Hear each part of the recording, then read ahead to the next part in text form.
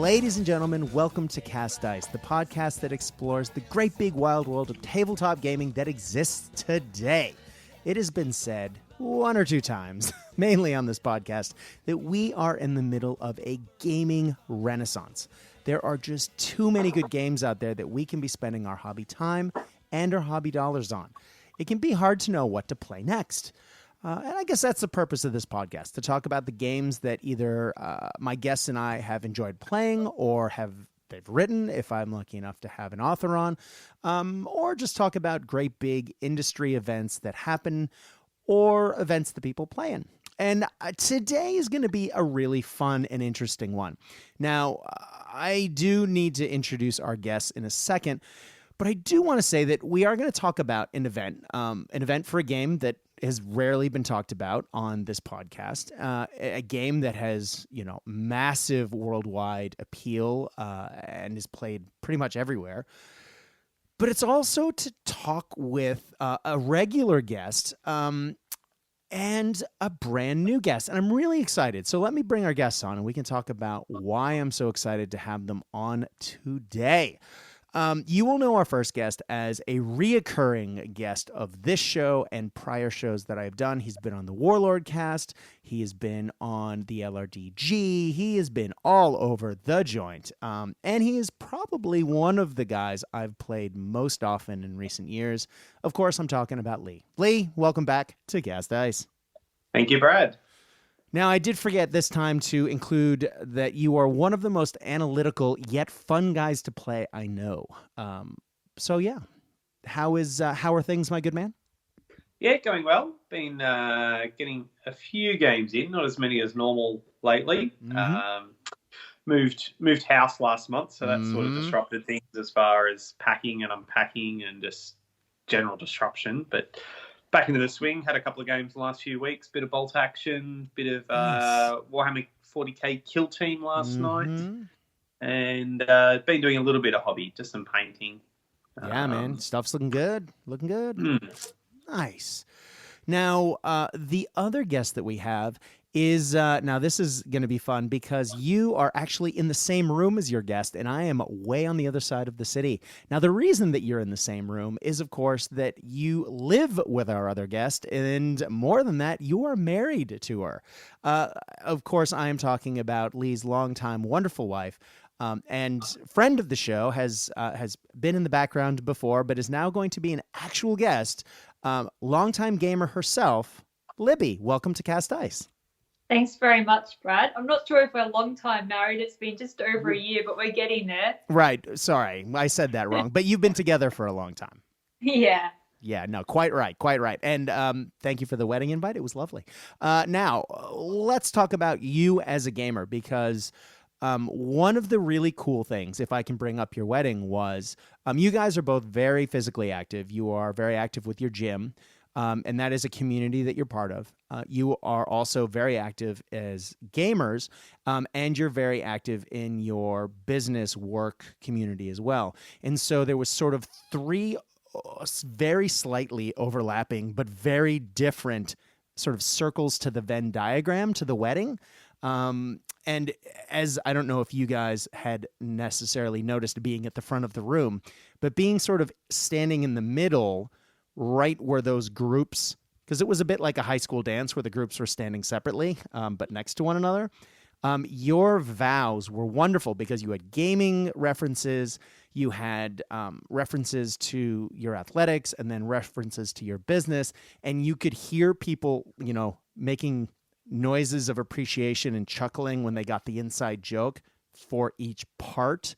And you referenced all, but you could hear some of the CrossFitters in the corner going, I don't get it. And then someone else would be like, it's a gaming thing. And it was one of the funnest weddings, especially the vows, that, my wife and I chuckled through it.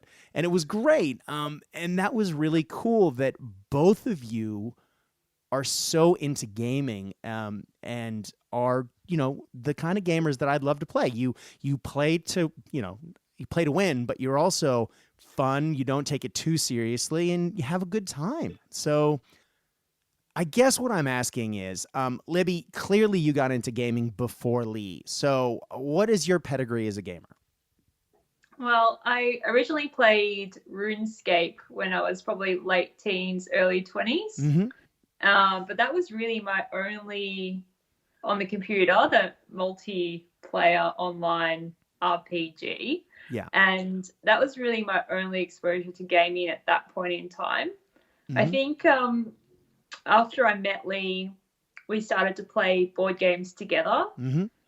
And then we might have done a few sessions where people came over and we played board games together. And I was like, wow, I really like playing board games. Mm-hmm. And then we went to that. This was really early on in our relationship. So I had only done online gaming. I've never really done any physical paper-based gaming. Mm-hmm. And I went to that izakaya, what's it called? Izakaya, Chuji. Mm-hmm. Yeah, and we did where you could get the Japanese food and play the board games on a Tuesday night. That's a really cool little joint, and we went there a few times, and I really enjoyed that as well. So I feel like after I met Leigh, it sort of brought me out of my gaming shell in a way, because before that I was maybe a closet gamer. Okay. Yeah. Nice. But then you picked up a game past board games. I guess the board games were the gateway drug, so to speak, that got you into something that has sort of turned into, not sort of, is absolutely one of your main hobbies. And something definitely. that you've literally, the two of you just traveled across the world to play. And I got the feeling from talking to Leigh that it was a lot more to do with your competing and him keeping you company, just to sort of go and play and have a good time himself. But the reason you were going was because you wanted to play Magic in Las Vegas. Leigh was definitely a I was just there to carry the drinks. And yeah. So I played Magic the Gathering. Mm-hmm. I got into it mostly because I love board gaming. Yeah. And we're at one of Leigh's mates' houses up in Wangaratta. This was years ago, maybe 4 years ago. Mm-hmm. And he said, "Oh, Libby likes board gaming. Has she ever tried Magic?" And Leigh shut it down and was like, "No, she hasn't." And I was like, "Oh, what's Magic?" So I thought I need to investigate this a little bit further. And I used to go into Games Lab when Leigh was painting or playing there sometimes. Mm-hmm. And I saw all the Magic cards and I got a little bit interested. So then I did some reading, and then I went to the store and they gave me a beginner's deck because the first hit is free. That's right. And and then it just escalated from there rather rapidly. To the point that we went to Vegas earlier this year for the GP over there, which is the biggest Magic event in the world annually. So how many players are we talking? Because, in Australia, we think, 200 players at CanCon for Age of Sigmar, breaks the records and people lose their minds. How many are we talking here? Thousands. It was a massive convention hall. Yeah. The main event had over 2,000 people just entered in that. And plus side events. Then you had all the side events and everything. I think they promote that they get around 5,000 unique players over the weekend. It's a 4-day event. That's crazy. Yeah. So you said it's a 4-day event. Are you competing all 4 days, or is it one of those things where maybe after the first 3 days there's a cutoff and the field narrows? Or is it an open field of, literally 1,000 people in the open event? Yeah, so they actually had two main events there, two what they call Grand Prix. Mm-hmm. So one was on the Friday and one was on the Saturday. So two different formats of Magic. Ordinarily, most big Magic events only have one Grand Prix. Mm-hmm. So that was, you play for the full day, 8 rounds, and then if you do very well, you make the cut for day 2. So I'm not a very good player. I've never made day 2, but it's my goal to one day make day 2 of a GP. So you can call yourself a real Magic player if you've done that.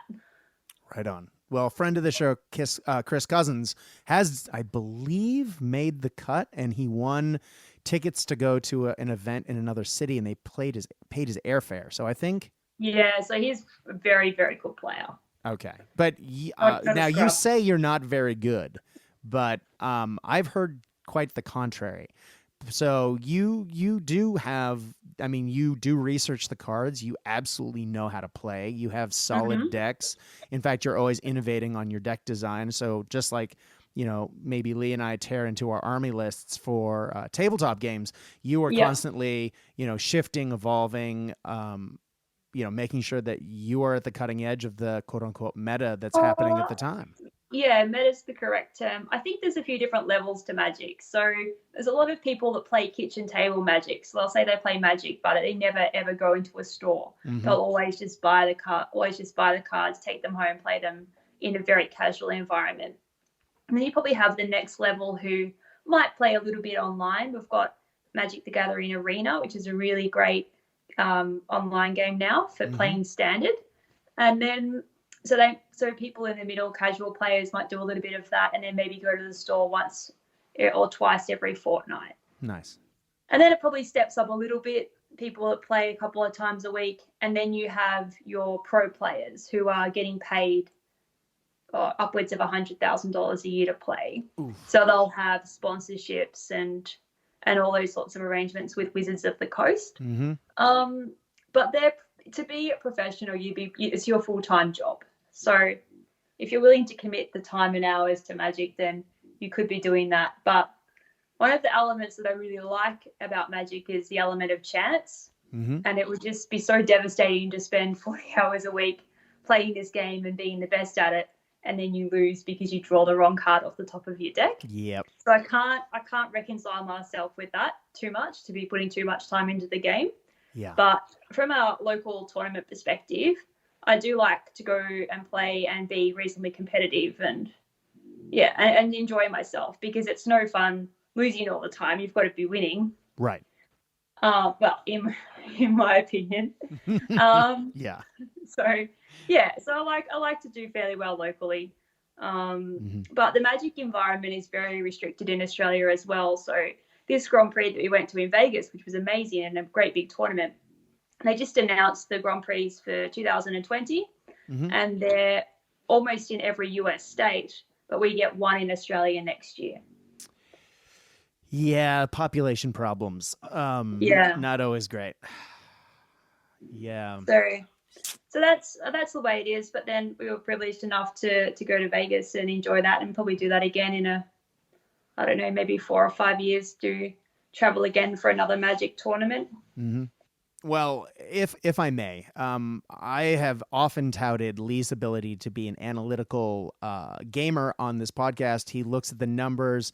I've often described it the way I do it, which is sort of that, pardon my French, the half-assed version of what Leigh does, as when I'm looking at the table, the pretty miniatures start to disappear and the lines start to fall and it starts to look like the Matrix, and I'm looking at, the rules, so to speak, as they unfold on the table, and it's sort of like 3D chess. Now, when Leigh does it, I'm sure it is far more significant than that, because he can outthink me every time. However, I am always impressed whenever we've either played board games or the way that, you guys interact. You're way more analytical than he is. So I'm terrified of you picking up a tabletop war game and being across the table from you. So I'm not sure that will happen. We were just talking about it earlier that Leigh's moved across. Well, he used to play Magic when he was younger, but he plays a little bit now as well, just occasionally. And just a filthy casual. But yes. I don't think I would ever move across into that tabletop game, the war style gaming. Yep. Wargaming, yep. Wargaming, yeah. Dare I ask why? It's just, I've never seen the appeal of it. The games are quite long. Yes. And I like things to be over and done with quickly and an outcome realized. So Magic games, a match will generally go for 50 minutes max. So I like that side of it. There's also the other side, which is a hobby and the painting, and I don't enjoy that creativity side of it either. Yeah. So when I'm at work and I want to think of something that's not work, I'll be thinking about what cards in my deck will work better together. I won't be thinking, I'd like to go home and paint some more dollies. Yes, which is exactly what we call them. Yeah. So right on. All right, that's totally cool. I get it. It's not that I don't think I would enjoy it. I've got one of my friends who I play Magic with.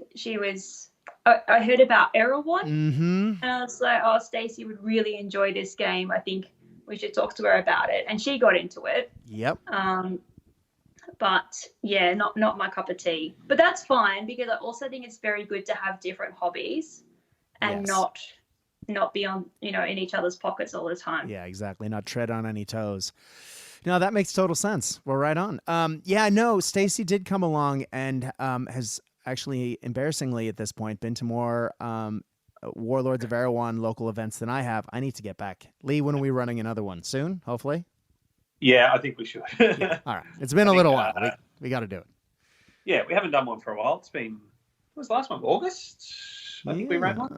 Or late July it might have been. Yeah, and for me, I think it was like the weekend after I got back from the States, and we were moving house. We were moving house at that point. So now a lot of people have actually sorry, I'm going to slightly tangent here. A couple of people asked if I'd gone off Warlords of Erewhon because we were playing it and I was doing a lot of hobby about it for a long time. And then it's sort of, I've been doing other things. No. One of the big sort of holding back points was I was hoping to record games and put them on YouTube. And now that the YouTube channel's up and running, and I think I've figured out how to get the larger tables technologically covered, I'm looking to play a game hopefully next week with Dave Monroe and hopefully record it. So we will hopefully get some Warlords of Erewhon on the Cast Dice YouTube channel soon. But yeah.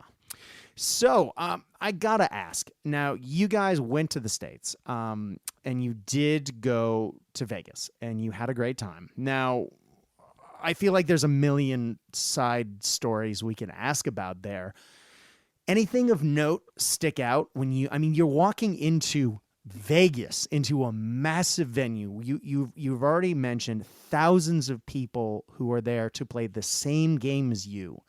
I can't even imagine. I mean, I remember Games Day in the US, the old one, when there were just two, and it was massive, and it was, literally thousands of people lining up outside and the doors open, and it was just this massive convention atmosphere that is very unseen in Australia generally, if you don't look at CanCon. But God, you must have 1,000 stories. What happened? What are some things that happened of note? Leigh, you've been fairly quiet so far. What sort of things stuck out to you? I mean, you are a longtime convention player, but of tabletop war games generally. What was it like to get into the thick of the big show of Magic? Yeah, I think from comparing it to other conventions, I mean, compared to Australia, our biggest one's CanCon, which is in January every year, and that has probably what was this year? They got a player cap of 900, I think, across all game systems. Plus, they got space for Traders Hall. There's a room for Magic, which doesn't count towards the player cap, and then they've got the board games library, sort of open play kind of area, which takes up quite a bit of space, and they can fit a couple of hundred people in there too. That's right. So it's probably approaching your 1,300 people kind of thing on a day. I've been to Gen Con over in Indianapolis, so I suppose to put it in perspective for so jealous the Americans listeners, the size of the Magic Hall was probably, I'll say, 2/3 to 3/4 the size of the Traders Hall at Gen Con.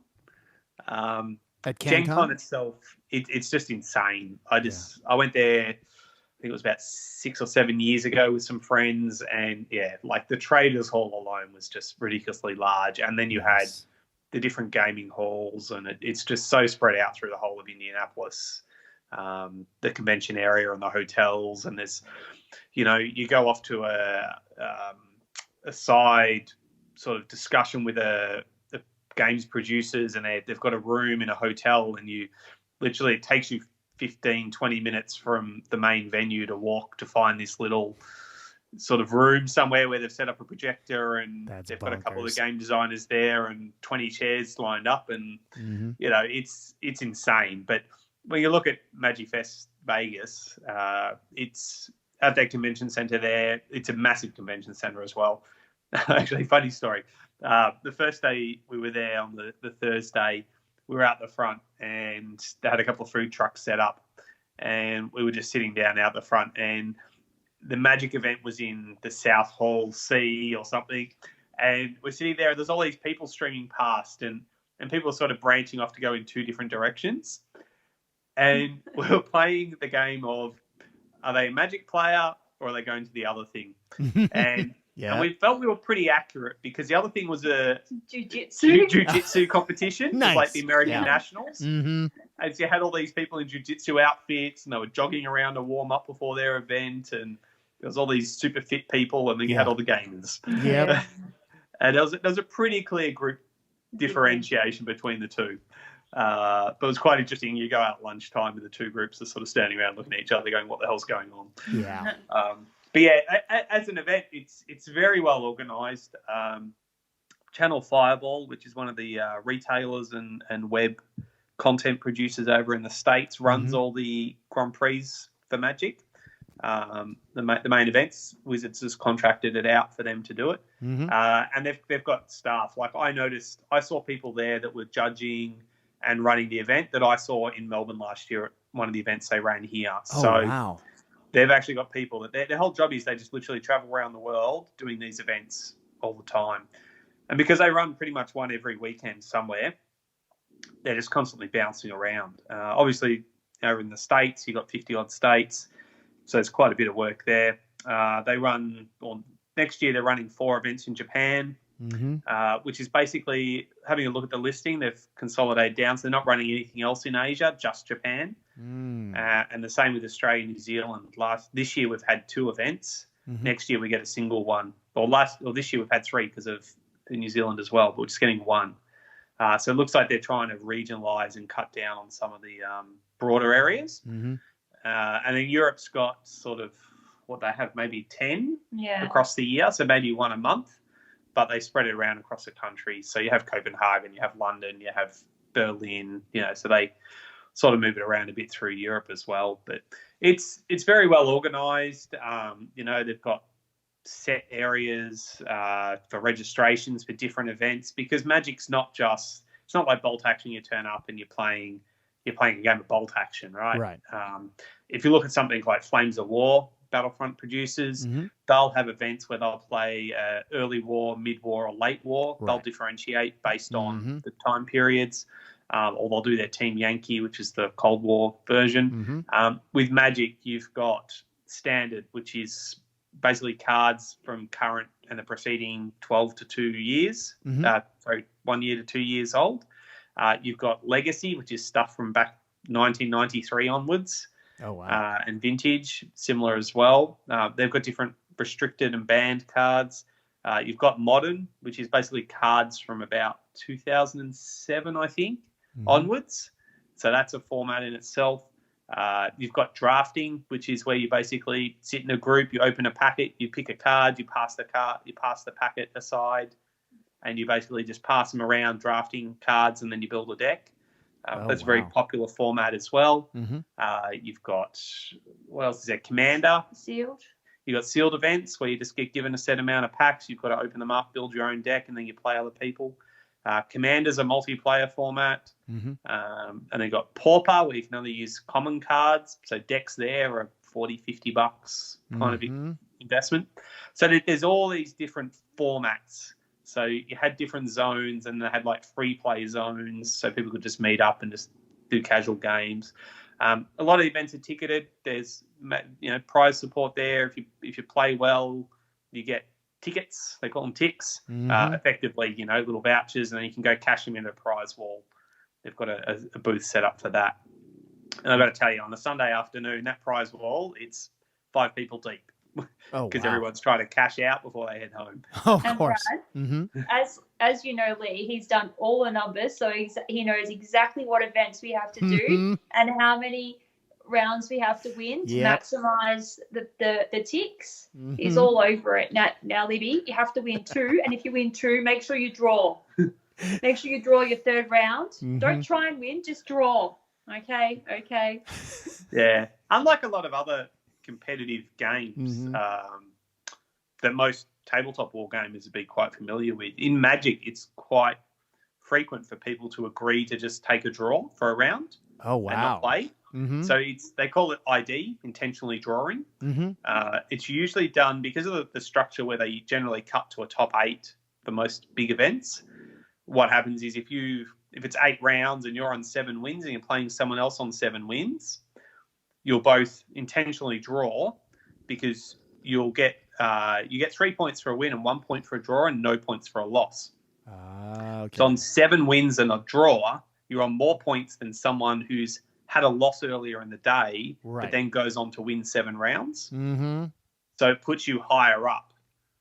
Now that's interesting because, I mean, in the tabletop world, that's sort of frowned upon. I know a couple of years ago at ArcanaCon, Australia's largest Warhammer 40,000 tournament, at least it was for years.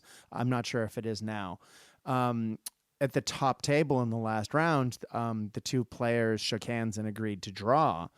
And the judges found out and banned them for that year, removed them from the standings because of that. And so, because, that wasn't in the spirit of the event or the game. So I'm not surprised. I mean, that sounds like something that would be perfect. I mean, if the community approved it, it doesn't sound like it's the most outrageous thing in the world, but, I guess it just depends on your culture. This isn't even community driven. This is literally, they make announcements during the day. If you get to your 3rd round and you wish to drop, you can draw with your opponent at agreement and come and collect your prizes. It's a thing that happens in Magic. I think that's money driven though, right? People drop, they go and pay to enter another event. I think they're just trying to get their numbers through. Yeah. But, it's a good outcome for everybody. Yeah. It is. You remove that risk. And I certainly had, not just Vegas, it happened a few times at Vegas, but other events I've played in as well, where particularly my preferred format is what we call a sealed limited. So you get a whole bunch of sealed packets at the start of the game, sealed booster packs, and you open them up and you have to make a deck. And it's usually a 3-round event, so it's best of 3. And that's sort of where I do better than some of the other formats. And certainly had occasions where I've sort of gone, I'm hungry, I want to go eat, so maybe I'll see if my opponent wants to draw. And then I've had other occasions where I've sat down at the table and my opponent's like, do you want an ID? And I'm like, yep. Or I'm like, no, I want to play it out because I've got a good deck and I've done well and I think, I'm going to get it. And I've had it before as well. And the opponent's like, do you want to ID? And I'm like, it's up to you. And they're like, no, I think I want to go for it. And then I bet them. And it's just like, well, you had your choice. Yeah, exactly. You try. Yeah. Because the prize difference between the win and the loss is actually quite significant. Oh, is it? Yeah, because if you generally, or under the current point system, if you can go those 3 wins, you effectively get in prize support. It's what's it work out? 5 8s. You get 40 packets, so you effectively get a booster box full of product. Now, what if is you get that? The 3 wins. So in Australia, what does that typically retail for? $160. That's and you're paying $50 to enter, right? So if you can actually go 3-0, you're tripling your return. Yeah.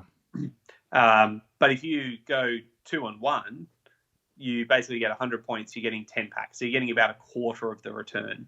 But if you ID, you both get about 2/3.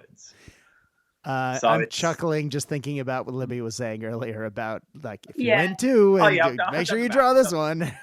Yeah, but I mean, I'm there to play the game. He's there to analyze it. Yeah, I'm there to play too. But I understand that the difference between actually taking that draw and removing that risk of losing is actually quite an incentive, and it's quite interesting that they do it. But I find the bigger applications where they've actually got the bigger competitive events and they're doing a cut to a top 8 or maybe a top 100 or whatever, depending on the size of it. That if you're actually on that winning streak and you get to that final round before the cut, it's perfectly acceptable to take the draws because it puts you up above those who don't win that 8th round. Yeah, that makes sense. That's an interesting system. I just find it's not something that is utilised in any other war game that we play. And that's another thing that I wanted to touch on as well, is that 8 hours of gaming. So that's 8 hours of focusing all the time on your deck, what's going on, what your opponent's doing. There's generally not breaks scheduled between Magic rounds. They do not schedule lunch breaks. It is the worst ever. So if you're playing one of these big events, you really need to have built up a tolerance to playing while hungry. That's been an interesting experience as well, as I've got deeper and delved more into it, is even the local competitive events, so not these big international events, but the more local ones at the stores. If you're playing an all-day event, you really need to prepare and maybe have some snacks packed and some lunch and not rely on getting a lunch break. Yeah, I imagine that the run for the bathroom between rounds would be real. Yeah, but then some games might take 20 minutes and some take 60. I suppose, so, yeah. Yeah. Well, I have to ask. I think I mentioned this in a recent podcast, so much so that I was contacted by a couple of people who said, so this is your therapy episode, huh? Where I was talking about how I've become almost allergic to certain kinds of competition. I guess this is a question for Leigh, but Libby, please jump in on it. Leigh and I have played in a variety of war games, tabletop games, very competitively, top tier. And I sometimes have found, some of the win at all costs mentality to be a bit much, especially these days. When you have such high stakes, when the prizes are significant and when there are that many people, I mean, it creates a hype. Is it still a friendly environment to play in, or can it get to be, I mean, we're talking about some people who do this, as you say, professionally. I imagine there's been a lot of pressure on them to do well. Is it still, I mean, do you ever run into those folks and you're just like, well, this isn't fun, I'm going to go do something else? Or does it still sort of maintain a light, fun atmosphere?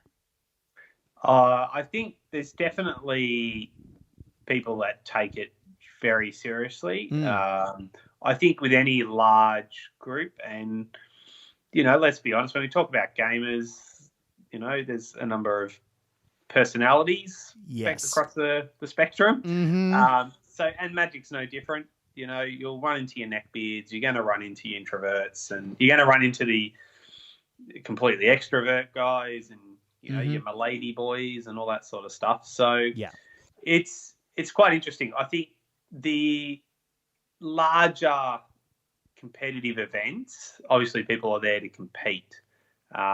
Whereas I generally play the side events, so it's a bit more casual. So you don't get as much, people are a bit more chatty, a bit more talky. I played in the main modern GP event in Vegas as well. I was seeing who would actually perform better. She did better than I did in the end. Congratulations, Libby. To be expected. But, I found some of the people I played were pretty chill because it's quite a big, we're talking over 2,000 people entered. So you had a pretty broad spectrum of people. Yeah. But I also had a couple of opponents that were just bang, bang, bang. They were just no prisoners. I'm not here to talk. I'm here to just play the game. And the thing with Magic is it is because it's been around so long, and unlike things like Warhammer 40k or Bolt Action even, it hasn't gone through, 10 editions of rules updates and changes. It is fundamentally at the core still the same game. There's been some minor tweaks along the way, but the rule set itself is very defined. It's very structured into how things interact.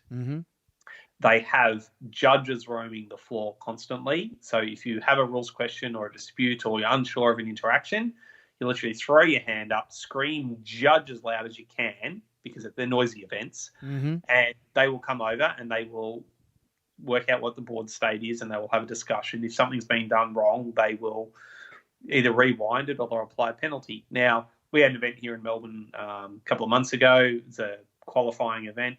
I went along, first round, accidentally drew a card when I shouldn't have because an opponent had an ability out, but he hadn't actually called me on it. And then we realised and we're like, oh, all right, we'll just call the judge over, see what they say. They came over and they're like, okay, here's what we're going to do. We're going to put that card on the bottom of your deck. your opponent gets to look at your hand to see what you've got, and then we're just going to they looked at my hand, they chose a card to put on the bottom of my deck. That was the outcome of it. And then I got an official warning. Three warnings the same, and you get disqualified from the tournament. Yeah. Okay. That's the first time I've had a warning, and I was just like, it was purely an accident. My opponent hadn't picked it up. I hadn't picked it up, and then we realised, and we're like, oh, actually this... And at the end of the day, it didn't change the game state for what was happening, but it needed to be resolved. And they have a process there to resolve that. I can't imagine, I've run bolt action events, you've run bolt action events. We've both been players in events. They're, the reading of some rule books and stuff's not necessarily written well, and there's all sorts of interactions that can occur. Generally most stuff's easily worked out and agreeable, but occasionally you get a sticky thing, right? And someone just has to make a decision on it, or you roll a d6, and on a 4+ this happens, on a 1 to 3 something else happens. Magic's very different and it's very structured. So I think, look, in general, I think most people do it because they enjoy it. They like the game. They like the mechanics of it. They like the fluff, the background, the art is just it's amazing. So broad as well. Yeah. And the way, I started playing back in 1994, which was effectively the second year of Magic because it started in 93. And for me as a teenager in high school, the fantasy-based art that was being produced was just like crazy, and the colors and the little they didn't have stories back then. You didn't have novels, you didn't have online stories. The internet barely existed. I remember. You had little blurbs on the cards just telling little stories, and throughout the set you got a broad sort of story of what was going on. And as they produced more sets, they got better at that storytelling across the cards. So you'd actually you'd buy a box of boosters, you'd open them up, you'd get a whole bunch of cards, and you could read the flavor text, and you get an idea of, what's this set about? What's happening in the world? We should talk about the current set actually, because that's probably a really interesting theme, Brad. Nice. It's across on fairy tales, and so some people have said it's a dark version of Shrek. Nice. Grim dark fairy tales. Grim dark fairy tales. So we've got cards called Once Upon a Time, and Happily Ever After, and it's really cool art as well. And there's a few cards there that I'm really enjoying playing with. But so one of the previous sets was on was called Ether Revolt and Kaladesh, and that was in a world where there was tiny little machines. And that sort of really got me sucked in because you're playing with these cards and they've got tiny little robots, flying robots printed on them. And some of the artwork that I bought in Vegas is actually of one of those cards that I was playing with originally. So I get sucked into the story a bit as well. Nice. And like you look at the Eldraine stuff, you've got the Ginger Brute, which is a giant gingerbread man. Nice. And you've got a whole bunch of knights, and then you've got the Hansel and Gretel style little pair. And you've got things like there's the Lurker in the Lock, and it's a merfolk with a giant sword. And the flavor text is basically ripping off Monty Python. You've got a card it destroys a target creature, and it's called Baked into a Pie. Nice. And the game mechanics around it, there's this food mechanic. You've got gingerbread houses. They've basically taken all the fairy tale and Hans Christian Andersen sort of stories and all those, and they've combined them into this one set that's very medieval flavored, but with all this fantasy twist on it. And it's and then the artwork that goes along with it, it's just crazy. So it's quite engaging, and I think that's where it's had that continuance over time, and that it's kept growing as a game and as a player base because it's diverse and it does different things. And like Libby said, you had the Kaladesh series. We had one Ixalan, which was basically pirates, zombies, and vampires. I've seen that one. That's cool. And dinosaurs. I had dinosaurs in there too. And then we had the Amonkhet series, which was set in ancient Egypt style environment, and you had flying dragons and sphinxes, and So these things and zombies and so, There's always zombies. Oh, there's always zombies. Yeah. Oh, is there always zombies? Yeah. There's always a zombie pops up. Zombies, goblins, cats. There's a few eternal things, merfolk, that pretty much pop up in every set. Regardless of what the overall theme is, there'll be some way they wedge in a little thing. Because of the different formats of Magic, like you take Commander, which is the multiplayer format, people, it's what they call a singleton. So you have your deck of cards, but you can only have one of each card. So you normally Magic allows 4 of a particular card in a deck, but you're only allowed a single. So people will build what they call tribal decks. So you'll have a merfolk deck. So you'll be looking for merfolk cards to put in your deck, so you get synergies out of it. So whenever they release a new set, there's obviously cards in there that are targeted at the Commander sort of base. Right on. Yeah. So that's why you'll end up with vampires and zombies and things like that popping up. And the other format that we have, which is really interesting, is called 7-Point Highlander, and that's unique to Australia. So is it? Named after Highlander because there can only be one. I haven't seen the movie, but apparently that's what. And so at 7 points is they've got the very powerful cards allocated points. So from 3 to 1 point per card, then you can only have 7 points worth of those cards in your deck. And it's also singleton. But I like the fact that it's a unique Australian format too. Seems really cool. Yeah. The Canadians have a similar format. It's a different but thing. Slightly different. Now, you were talking about playing Pauper earlier while you're talking about formats and how you can only spend something like 40 or 50 bucks on a deck. Now, I'm not going to ask specific numbers because that's rude, but I know that I've been in many game stores over the years, and I've heard a lot of card players, and I'm not saying Magic, I think it's more other card games, but players saying, they come by and they look at the models that we're playing, be it Bolt Action, be it Warhammer, be it, Warlords of Erewhon, whatever game that we've been playing. And I know Leigh's been part of these conversations too, because I've been playing against him, and they go, wow, this is cool. Tell us about it. And so you tell them about the game and they're very excited. And then they kind of, check out what's going on and then go off to the shelf to look at maybe models and then come back and they're like, oh, it's not assembled, it's not painted. And that's one thing. That's the hobby's a whole other aspect of the game, or the greater hobby, I should say.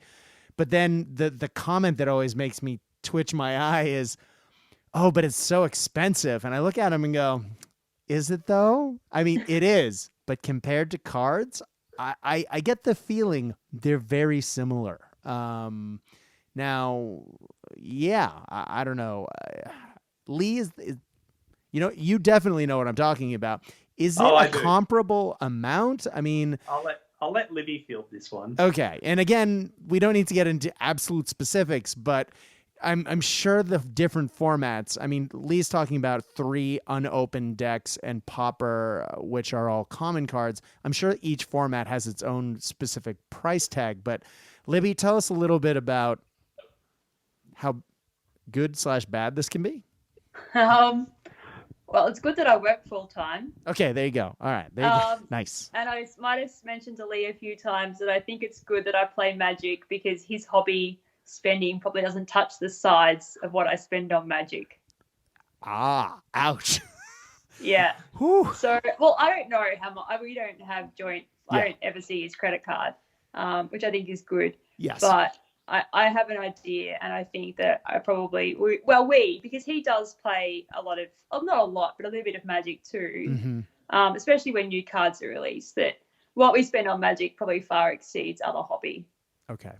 All right. But it sounds like you're using it. It's not like, I mean, some of us have Smog's hoard of treasure of toy soldiers that we're sitting on that may be unbuilt and unpainted, and I'm not sitting on that right now.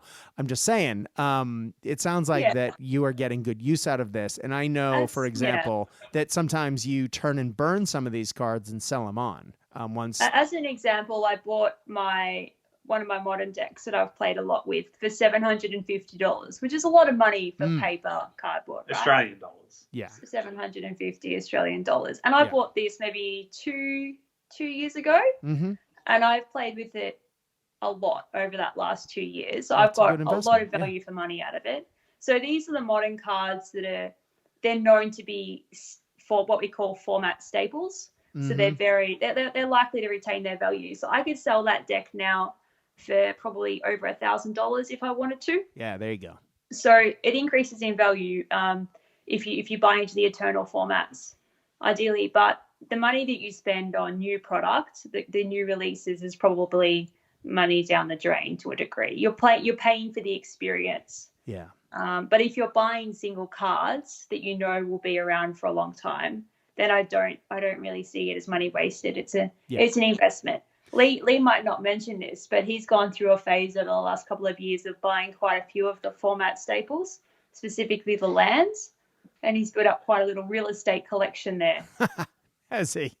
Yeah, he definitely has not mentioned that. He keeps on saying it, so when I need to play them, I don't just go and buy them and pay excessive prices for it. But I think he quite likes the investment aspect. Mm-hmm. We had a set release last year called Ultimate Masters. Mm-hmm.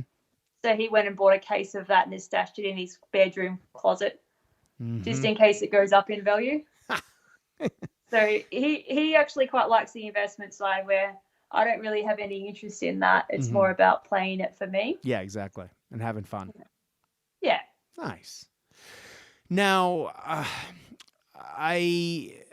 look, it's not every day, as I mentioned before, that a woman has been on cast ice. And so I have to ask, having been in game stores in recent years, specifically Magic events and specifically role-playing game nights, the old grognard in me has been astonished, especially in the city of Melbourne, when you walk around at, we have often parity, as in equal numbers of men and women playing games together, which, was unheard of in the 80s, 90s, early O's. I mean, it's not that women didn't play games, but it was not nearly as popular, and I hate to say it, probably as safe socially to do that. I mean, I worked at Games Workshop. My desk was in the corporate office behind the headquarters store, and when a woman walked in, you would watch the people who are in there hanging out, or even sometimes working, break their necks looking at the woman walking in, whereas anyone else would walk in, any other dude walking off the street, no one would look up. And you go, so gaming. I'd like to think that I'd turn heads like that, but it's probably not the case.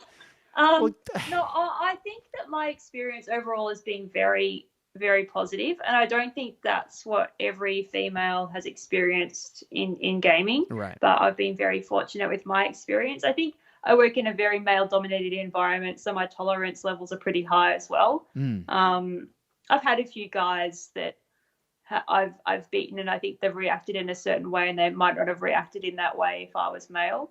But I don't know. That's just my assumptions. But yeah, when I started playing Magic, I was playing by myself. As in not by myself, but I was going to the events by myself with no friends. Right. And I made friends very, very quickly. And a lot of those friends were guys, and they were very happy to teach me how to play Magic better, and guide me and help me make my deck better. And so overall, I'm very, very happy with how it's all gone. Mm-hmm. Yeah, I don't know if wargaming has come. I think all aspects of tabletop gaming, I should say, have gone that way. But in recent years, of course, board gaming's become incredibly popular to everyone. Including a group of people that another podcast that I enjoy calls normies, people who are quote unquote normal, who don't play games and or read comic books or enjoy, quote unquote nerd culture, geek culture, whatever you want to call it. And so I think we really are in a bit of a renaissance. Not only do we have such fantastic games to play now, we've really learned from our past as gamers and as game designers. But I think culturally, I legit got into fights in high school. Legit have scars on my knuckles to this day from getting into fights where people gave me crap because I had game books. Now, I'm sure that exists today, but I think there are more people with those game books. And I don't know. I think it's just an exciting time. I think it's changed because look at the amount of kids playing Fortnite, and Yeah. and that would be previously probably considered very nerdy to play computer games, but now almost every teenage boy is playing it. Yeah. So I think there's a level of, I think times are changing and people have more disposable time and they're happy to play games. Yeah. This is actually a very good segue, Brad, into my new venture. Yes. Which is called Fortnightly Board Games Club. Yes. So we had our inaugural session last Sunday, and I'd like to state it was a big success. And you guys, I saw pictures of Carcassonne, which is always awesome. But what else did y'all play? No, I think we played Carcassonne and then we played Azul. Nice. Yes. Both great games. Mostly around the food as well, not just the games, but a little bit of the gaming. Unfortunately, Leigh won every game, so that was a bit annoying. Yeah, but he does that. Yeah, but there was more females than males there. Nice. Yeah, 4-2. Yeah. Felt victimized. Well, my wife and I hope to join shortly. We love the invitation, and we love playing. For those who have not listened to the prior episodes where we talked about the FFG Cthulhu game, Mansions of Madness, I have some friends and we play a regular game, and my wife, who's an avid Lovecraftian fan, has to get in whenever we play. She's always joined in. And unfortunately, in my wife's case, it's kind of ruined her because that game has such a wonderful app to drive it that plays basically, plays the bad guys. She now asks whenever I mention like, hey, there's this great game you would be really interested in. Like, I think you'd really dig this. And she does. I mean, she's very, you've met my wife. She's very strategic in her own way. I like Kirsten. Yeah. Big fan. Clearly I married her. But she now every single time looks at me, is there an app? Damn it, there's not an app for this game. I'm not interested. But you'd like it. There's not an app. And that's when the Scottish stubbornness gets me every time. But there's so many great games, and we would love to come and play because both of us really enjoy that dynamic of, sitting down, having a meal with some friends, playing some games, and having a good time. The other thing that we've started to do as a gaming couple is started a Gloomhaven campaign. Really? Okay. Now, I've been wanting to talk about this game. Now, I have not gotten into it too much. I'm afraid to look, but I have to ask. Now, for those who haven't been in a game store recently, Gloomhaven is by far the biggest effing box I have ever seen on a shelf. And it is a fantasy board game. Tell us more. Libby, what's it all about? Well, it's number 1 rated on Board Game Geek. And so I think it's a take on Dungeons and Dragons, but in a more structured way. So I tried Dungeons / Hero Quest. Okay, cool. Yeah. So I tried Dungeons and Dragons at a PAX one year, and I just really didn't like it because there was no win condition. How do I win this game, Brad? I just couldn't, yes. right? That's not Dungeons and Dragons. With Gloomhaven, you're working together as a team.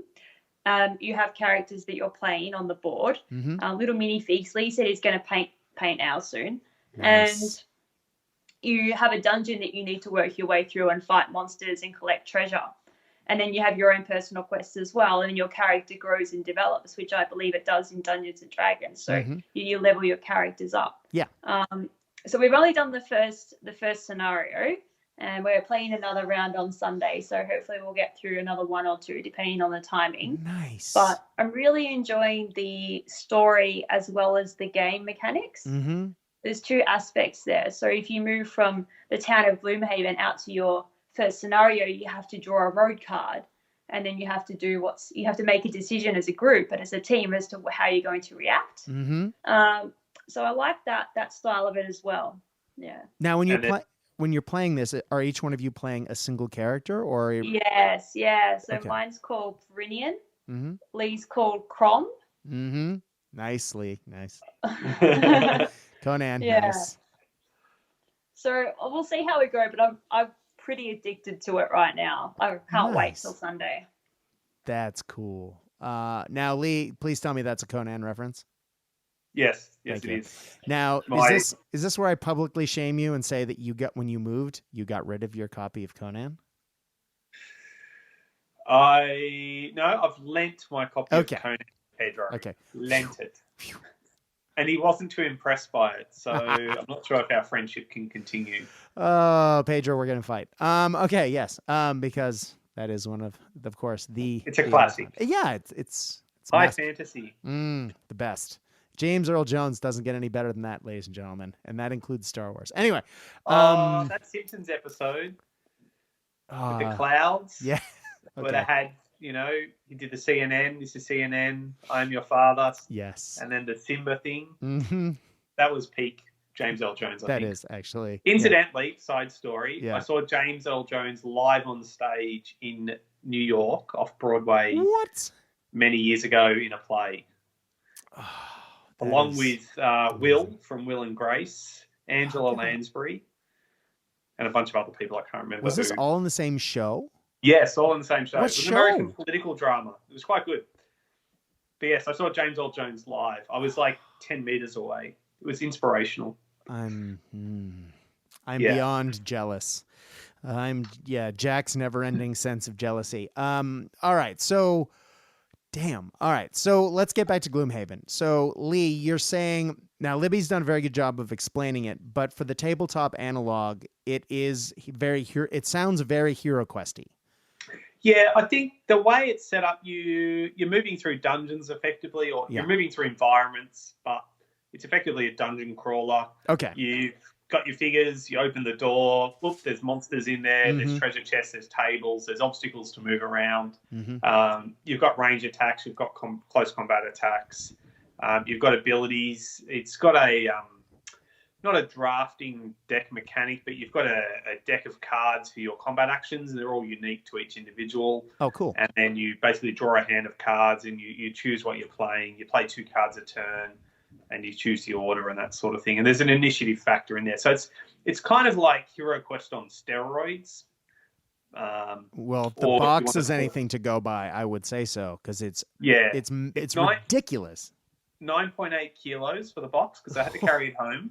Oh, and it was in the outer box. They hadn't actually taken it out of the transport box. So that's about 22 pounds for the overseas people. Yeah. That's fine. I just whacked on my shoulder like a slab of beer and I walked home. Yeah. It's a good thing you go to the gym. Yeah. Yeah. Oh, but yeah, it's a big hefty box, but it's literally you've got 20 odd figures in there, plastic figures in their boxes. You've got the 20 character packs, so they're little cardboard envelopes with your character cards and your special actions and stuff. Mm-hmm. So you start off with 6 characters available for the start. Mm-hmm. And then as you go through the game, some of them will be forced to retire and you unlock new characters. So there's cool. the whole box there's 95 or so missions to do, adventures. And as you progress and you grow your team and you grow the city and the city levels up as well as your characters, you unlock new things. And that's awesome. It's what they call, it's kind of like, for those who've played Pandemic, as you do stuff on Pandemic, you take stickers and Pandemic Legacy. The Legacy version. You basically put stickers on your game board and on your character sheets, and so they can't be reused. And Gloomhaven's the same thing. As you progress, you literally tear cards in half and throw them away. And you put stickers on your map as you unlock new areas and things like that. So it's very much a single game. And look, you can get sticker packs that allow you to remove and be able to reuse things. But I look at it and I go, 95 missions. That's 95 Sundays every fortnight.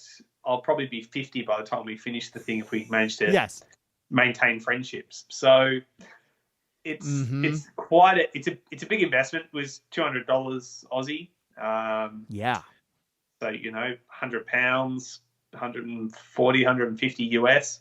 But but it's literally chockers. It's got a whole bunch of miniatures. It's got a bucket load of cardboard punch outs. It took us like half an hour just to punch all the card out. Yeah, sort them. I feel like we've got value for money already just on that one Sunday, right? Yeah, exactly.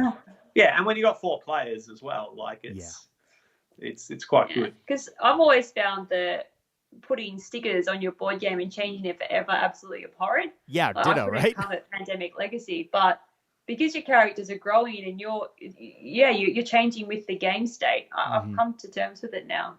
That's cool. Yeah, and we're unlikely to start again. Yeah, exactly. We'll never start again. Well, and do you know what? They even have expansions. That was my next question. Yeah. Who's going to finish this game that then needs an expansion? Like, as Leigh said, you need strong friendships to do that. Yeah, exactly. Oh, I can think of quite a few games where after a couple of hours or one good round, you're like, yep, I think we're done. Yep. Yeah. Yeah. If you played once a week, if you had a gaming group and you met every week, and there's people out there that have been doing that for decades, you'd get through it in 2 years. Yeah. That's awesome. Yeah. But I mean, when you think about you're talking about how big and expensive the box is, but you're also talking about how much replayability there is in it in one campaign. While you're not going to reuse the same game and play it over and over and over again, but just the fact that it does have that life as that campaign, and you grow with the game, as Libby said, that's great value for money. I mean, that if you manage to get through the whole thing, you're basically looking at 50 cents per game per person. Yeah, right. You break it down. Now, so I'm not much of a video game player, but I am a big fan of the Fallout New Vegas and some of the Obsidian stuff. And they are about to come out with the Outer Worlds. But I'm looking at, the price tag when it comes out in Australia. It'll probably be about $80, $90 for a game. And I'm going, do I really want to spend that for a game? Now, for some video games, I've played it a couple times and gone, wow, that was totally not worth the money I spent. But, games like, Skyrim, which, you start playing and then you fall into and come out 6 months later, you go, wow, I got my money's worth for that. But for what you're describing is even better. And again, it's that you're not playing by yourself. You're playing as part of that community. So that's rad. That's such a cool, and I guess it's not ridiculously unique in this day and age with games like, as you're saying, Pandemic Legacy, but it is fascinating, isn't it? It's a cool sort of new aspect to gaming, and hopefully, we'll see some other games like that. Yeah, I think it's a big one for people as a group to commit. But I mean, I certainly know back in the early 90s when I started, I joined the local games club and got into role playing, and we were playing D&D, and we used to meet every fortnight, and it was pretty much twice a month for the whole year, and we ran campaigns that ran for years. And we had a group of us, and there was about 8 or 9 of us, and some weeks some people couldn't make it, so their characters were just not there that week.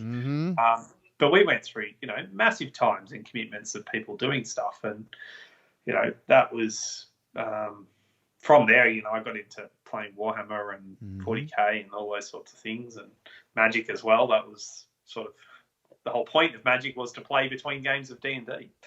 Was why we were waiting for things to kick off. You'd play Magic. That was the design of it. That's how it came about. Oh, cool. So that's. I think people have been playing in groups like that for decades, and I think the board games now, it's a lot more acceptable.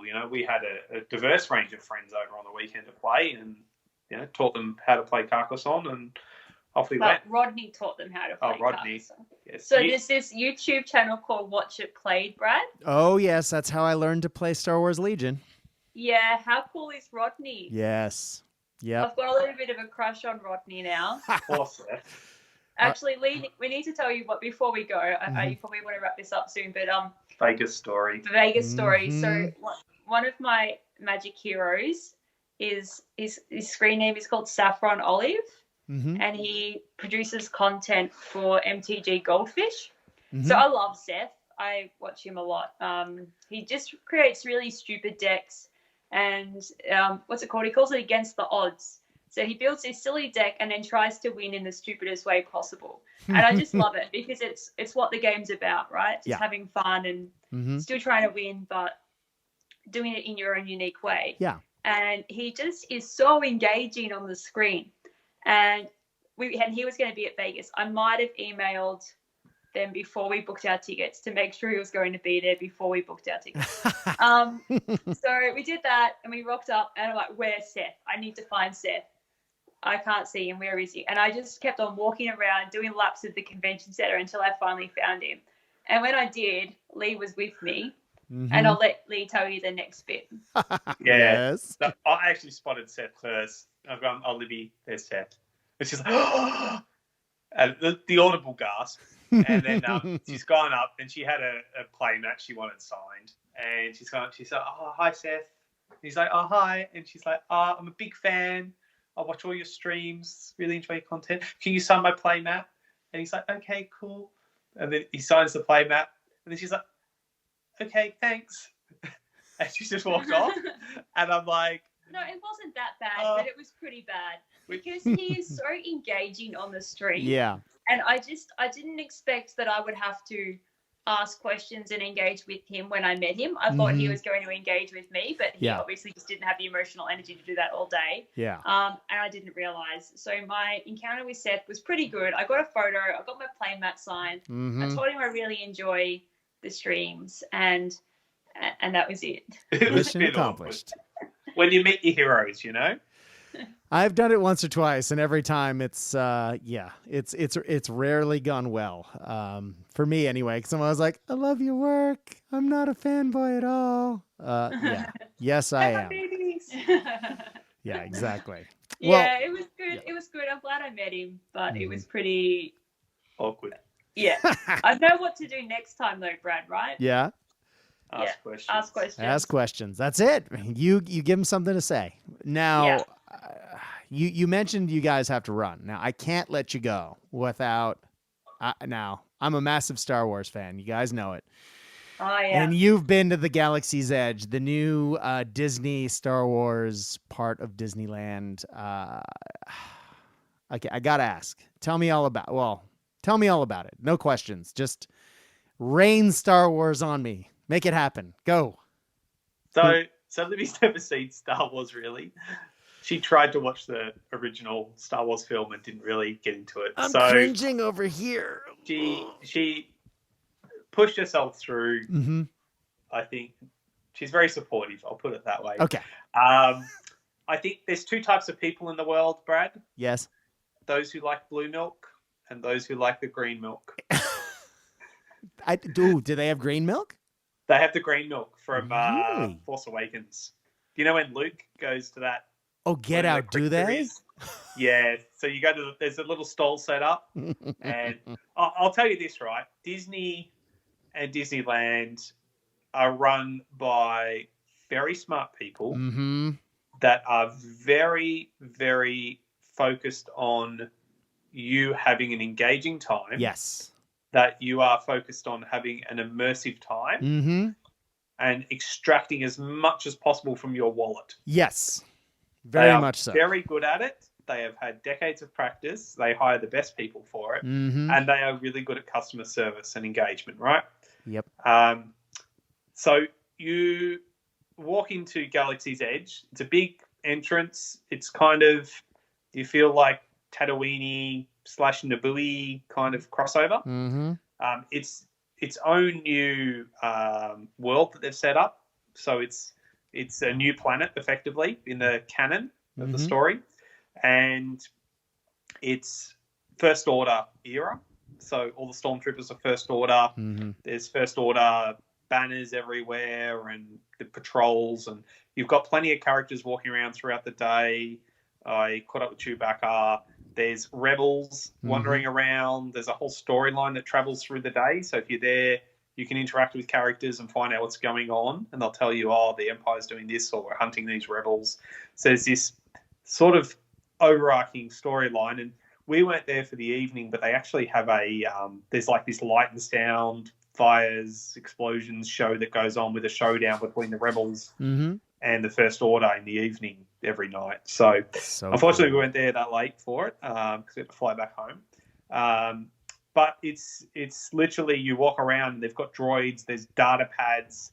They've got an app, which Kirsten would love. They've got an app that has these little mini puzzles, and you can go around. It's got translating things, and you can unlock all these achievements and stuff like that. But the sort of, I suppose, to be able to walk around, and they've got a full-scale Millennium Falcon, and there's a section with A-wings and X-wings and that sitting in landing pads, and it was only half open too. The full thing's not opening till January, Feb next year. Oh, is it? I didn't realize. I thought it was fully open. No. So, well, they've opened the area, but they've only got one ride, which is the Falcon ride. Yeah. And the second ride's not open yet. And they've sort of got down where that section is. They've got there's a little outdoor sales thing, and they've got a couple of vehicles like the X-Wing and the A-Wing are down there, and they just make noise and puff out sound and gas every now and then, and there's some little droid noises and stuff like that, but it's not fully developed. Okay. But yeah, the main area where they've got things, you've got the milk stand. So you go up there and so Leigh had to make sure that I got a photo of him with a blue milk moustache. Yes. Yes. I love that photo, by the way, Leigh. Well played. Yeah. But I got one of each. I got the blue and the green. I like the blue. I like the green. Yeah. The green one's a bit more fruity. They're not milk based. They're like a Slurpee kind of thing, but a bit different. They're kind of hard to describe. I read an article about it, and Disney's got its own chefs, like alchemist chefs that come up with dishes throughout the parks for the different areas to sort of match it in with the themes and the ideas. And they said we needed to create a drink that was different to what people were expecting. So it's sort of got this icy, creamy texture to it. You can't even describe it. Yeah. So it almost tastes like, medicine that you would have had as a child, but the nice tasting version of that. Okay. So it's just hard to tell. Did you guys go to the Disney park as a whole beyond the Star Wars park? Yeah, so we did the whole thing. Okay. We went a few years ago together. Did you do question talking consistency and that frozen almost creamy consistency? I think it's outside the tiki room there is, I'm not a Disney nerd at all, by the way, in case you're wondering. There was the Dole frozen treat section. Yeah, different. Yeah, it's different again. Okay, it's different again. Okay, cool. Yeah, you have the texture. The mouth feels sort of this creamy frozen, but it's not like a thick shake. It's not like it's not like a Slurpee. You just have to go there. Yeah, okay. It's probably a cross between a thick shake and a Slurpee. That's sort of the thing I can think of at the moment. Is the food was really good though. The food was exceptional in what was the restaurant called that we ate there? Docking Bay 7. Docking Bay 7 was very nice. Nice. And not that expensive, was it? It was Disneyland prices. I think that's the other thing. It's a bottle of Coke in Disneyland's like $5 US. Exactly. So, $1 million, yes. Yeah. So you're paying a premium because you're in the park, and it's just part of it. But the food was restaurant quality food. Like I had ribs and salad, and our friend who was with us, she had a chicken salad, and I can't remember what Libby had. No, I can't remember either, but it was good. Yeah, and they had this little dessert puff thing that was like a chocolate mousse inside a raspberry puff thing, and it was delicious. So it's the whole thing's just really well done. It's really well polished because it's so new as well. It's very fresh. I think you go to some other parts of the park, and you can, if you look closely, you can see the wear and tear. And they do spend a lot of time on maintenance and things. But like the haunted house was closed for maintenance, so we couldn't go into that on the day.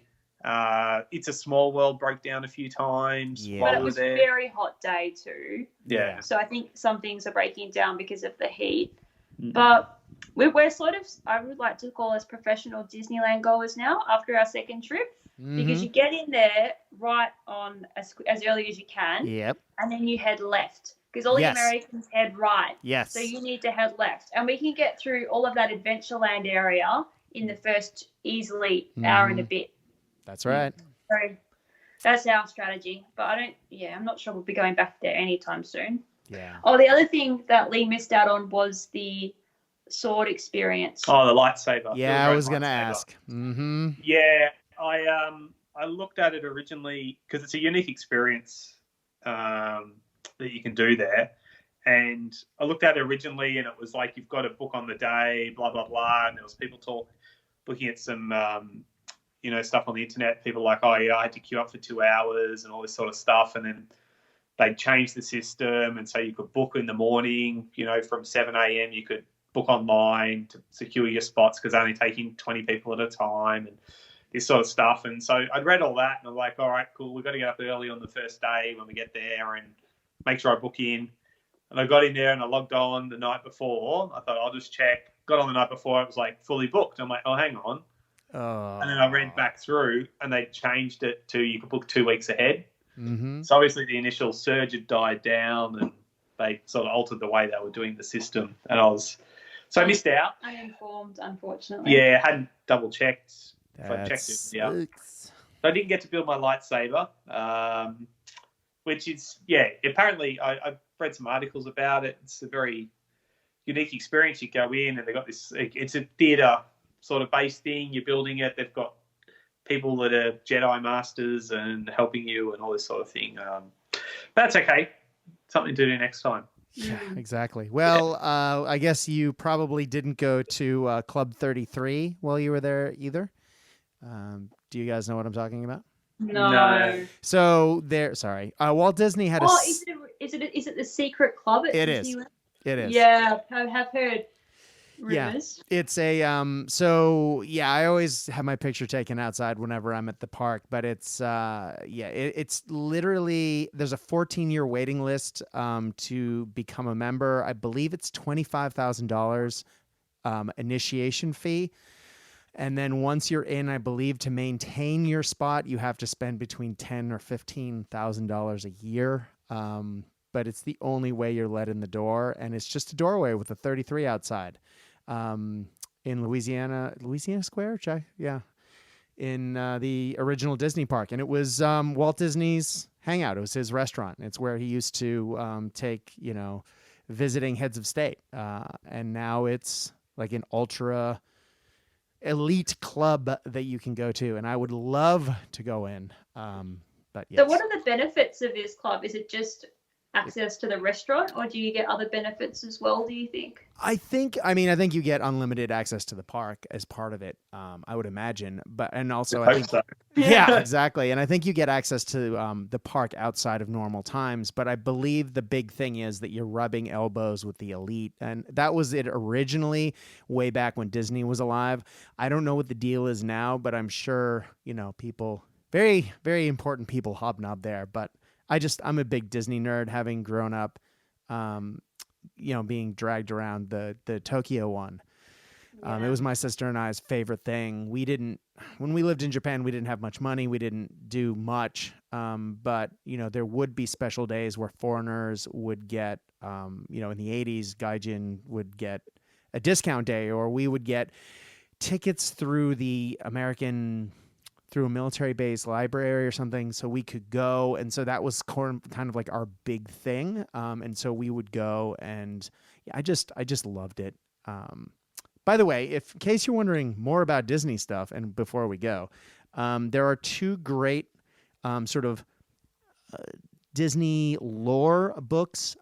They're called Mouse Tales, Mouse Tales and More Mouse Tales. I'm looking at them on the library shelf right now.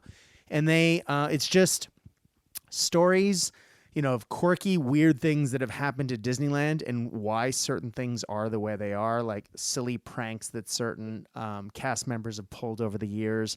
And it's just fun. If you love Disney stuff, it's not something I've mentioned on the podcast, but I'm a massive Disney fan. Those are fun books to read. Anyway, I'm getting way off topic. Guys, thank you so much for coming on tonight. It has just been a pleasure to talk shop and hear about games that we haven't talked about before. Yeah, it's cool. What do I call my games? I call my games superior games, Brad. Why is that? Is there better than these? I think you just have this little deck box that you carry around instead of a big bag of figurines. So it's much more convenient, much more efficient, much more compact.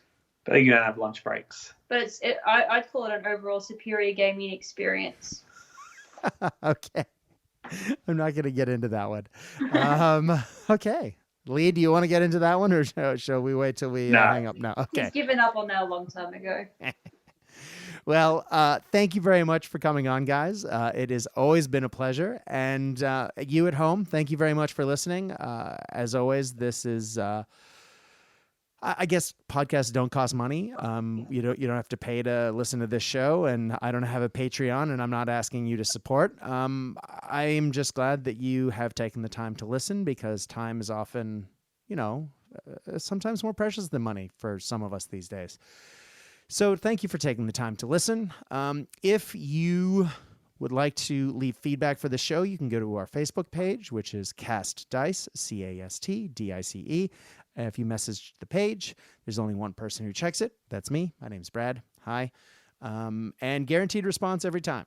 I have to thank, there have been a lot of people sending me some pretty cool memes recently, which is great, because with all the work, I haven't been able to search Facebook for all the fun memes. So it is great, as I do like to share one a day. Thank you guys for listening. And thank you. Wow, 100 people have subscribed to the new YouTube channel. We've had 3 games go up so far. We've had 7 TV Pulp. We've had Star Wars Legion. And most recently, we have had Warcry. Look for more games soon. I have had to reorganize the office into a proper studio, because it just wasn't working before. So there may be a week gap, but I'm hoping to do YouTube videos like the podcast once a week. So coming up soon, more and more content. And if you have ideas for that, again, please message the Facebook page. Ladies and gentlemen, as our good friend Casey says, when you are playing the games that we love, no matter what they are, may your beverages stay cold. May your dice roll hot, or your cards in this case, flip hot. But more than anything else, when you are playing these games with the folks that you love, please have fun. Good night.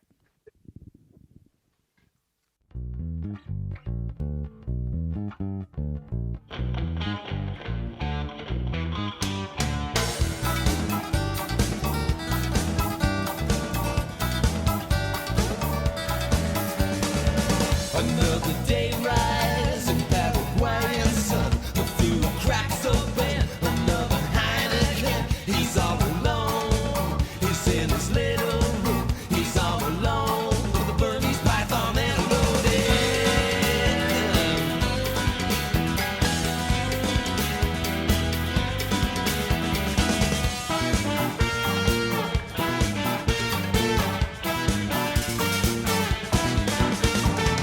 He sleeps by day, but not for very long. He dozes off, and that's when the chase is on.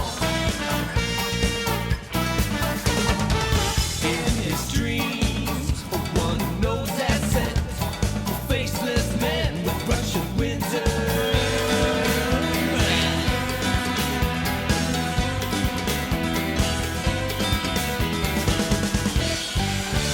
That sweaty little man on the tropical Capricorn without a tan.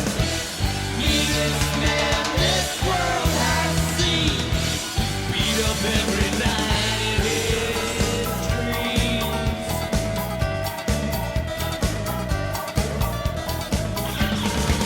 His friends are gone, and that track